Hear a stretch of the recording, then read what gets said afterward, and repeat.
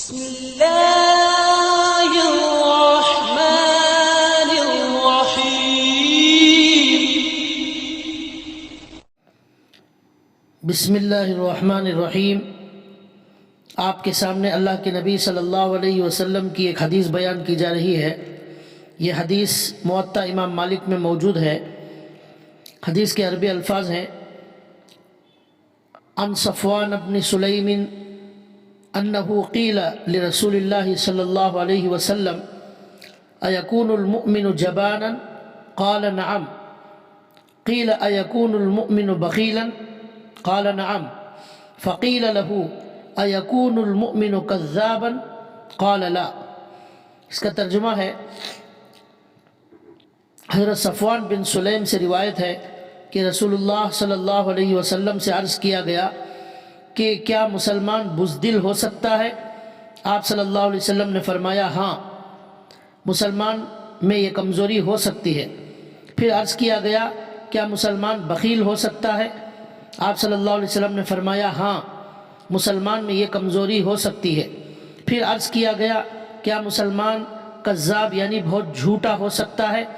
آپ صلی اللہ علیہ وسلم نے فرمایا نہیں، یعنی ایمان کے ساتھ جھوٹ جمع نہیں ہو سکتا، جھوٹ کی عادت نہیں ہو سکتی، ایمان جھوٹ کو برداشت نہیں کر سکتا۔ اس کی تھوڑی سی وضاحت کی جائے گی۔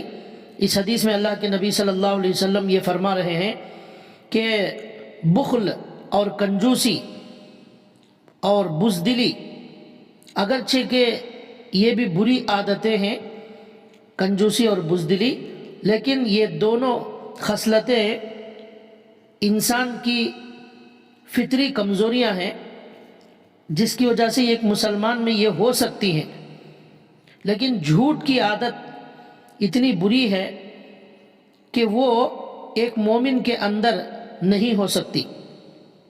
اس حدیث میں اللہ کے نبی نے فرمایا کہ مومن جھوٹا نہیں ہو سکتا، ایمان کے ساتھ جھوٹ کبھی جمع نہیں ہو سکتا۔ آج ہمارے معاشرے کے اندر بھی یہ گناہ پایا جا رہا ہے کہ جھوٹ کی عادت اور جھوٹ کی خصلت بہت زیادہ عام ہو رہی ہے۔ اس حدیث میں اللہ کے نبی یہی فرمایا ہے کہ ایک مومن کبھی جھوٹا نہیں ہو سکتا، کنجوس ہو سکتا ہے، بزدل ہو سکتا ہے، لیکن جھوٹ کی عادت نہیں ہو سکتی۔ قرآن کریم میں بھی اللہ تعالیٰ نے ایک جگہ فرمایا ہے فَنَجْعَلْ لَعْنَةَ اللَّهِ عَلَى الْكَاذِبِينَ، اللہ کی لعنت کریں ان پر جو کہ جھوٹے ہیں۔ دیکھیں یہاں پر جھوٹوں پر اللہ تعالیٰ کی لعنت کا ذکر کیا گیا ہے قرآن کریم میں۔ اسی طرح ہم جو بھی زبان سے بولتے ہیں جھوٹ، تو یا کوئی بھی گناہ کی بات بولتے ہیں، تو وہ ہمارے فرشتے جو ہمارے نام اعمال لکھنے کے لیے مقرر ہیں، وہ سب نام اعمال میں لکھ رہے ہیں۔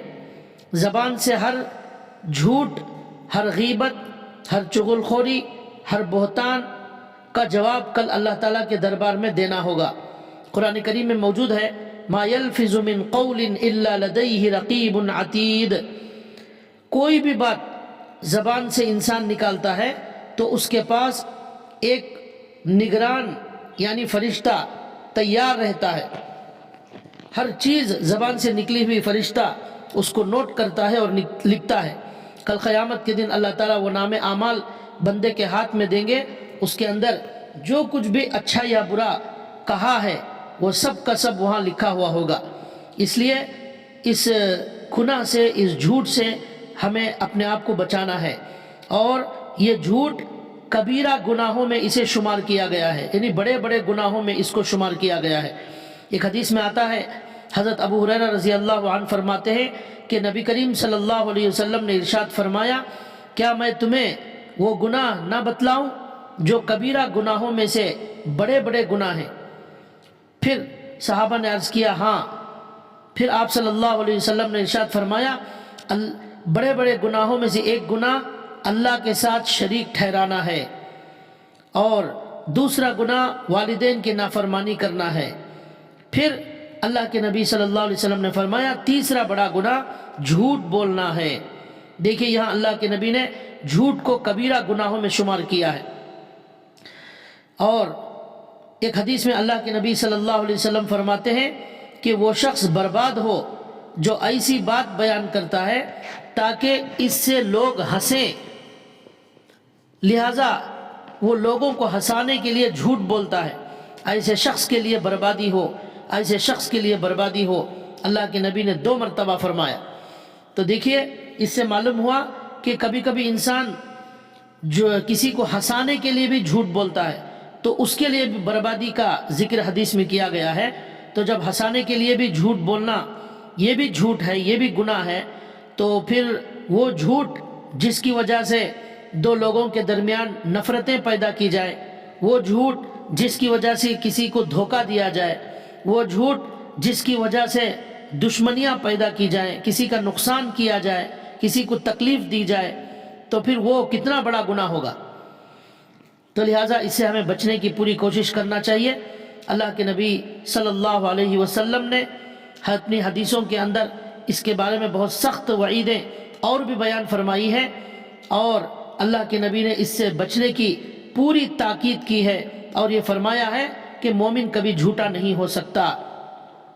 اللہ تعالیٰ سے دعا ہے کہ اللہ تعالیٰ ہمیں اس جھوٹ کے گناہ سے بچنے کی توفیق عطا فرمائے۔